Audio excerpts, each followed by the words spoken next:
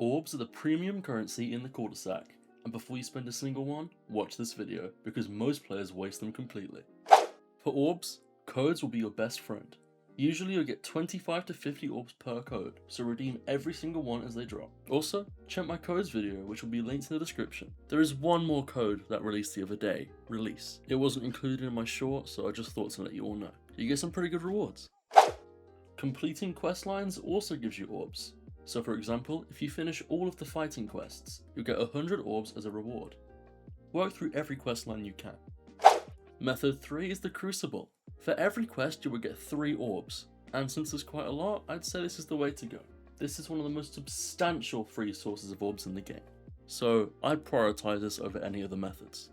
The fourth method is daily bundles. Each daily bundle gives you around 2 Orbs per day, and there is 1 daily bundle per questline NPC. For example, for Finn, you'll have fishing. For Edith, you'll have farming. Mining will be ores. You all have to give a different resource per NPC. Whilst it isn't much at only 2 Orbs per daily bundle, if you're consistent, it can add up over time.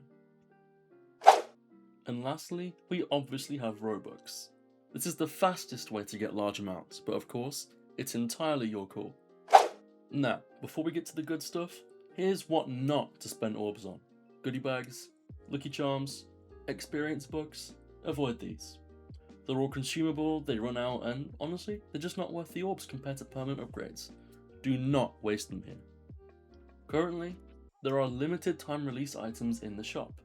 The release trophy is interesting, because for 5,000 Orbs, it will give you permanent buffs, plus 100% all skill XP, plus 3 all skill yield, and plus 1% luck with 1% enchant. That's actually pretty good if you ask me. So if you're serious about progression, then I recommend saving for this.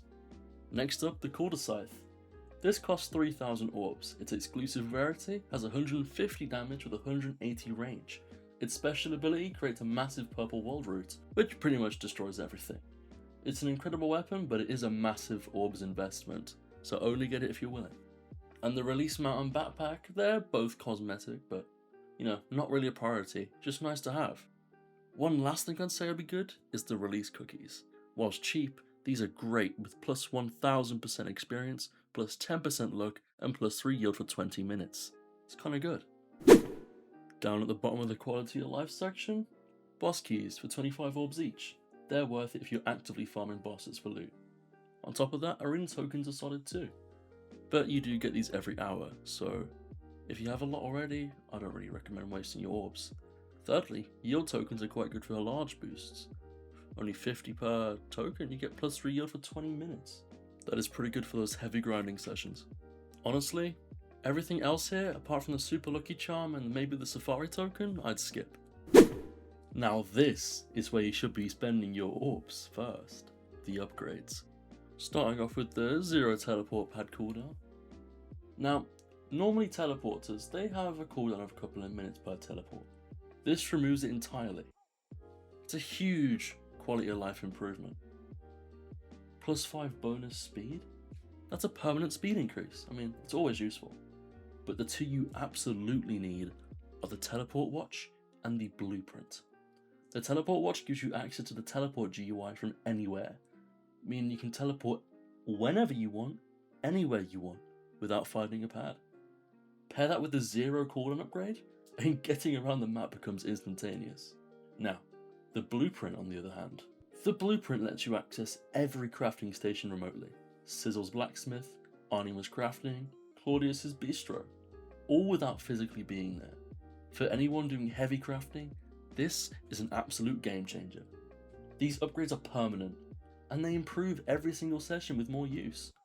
And they're, relatively affordable compared to the cosmetics.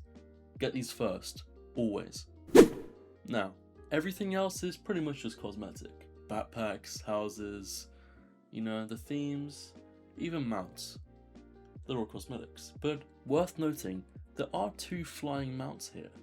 The hot air balloon and the cloud tail. Flying mounts are useful for reaching celestial or in the sky. Without reading the spine pickaxe and all. But otherwise it's just purely cosmetic. So these are last priority. And there you have it. That's my complete Orbs guide. The priority order is, upgrades first always. teleport watch, blueprint, 0 cooldown, speed boost and stuff, you know, and then save for the release trophy if you want a good boost.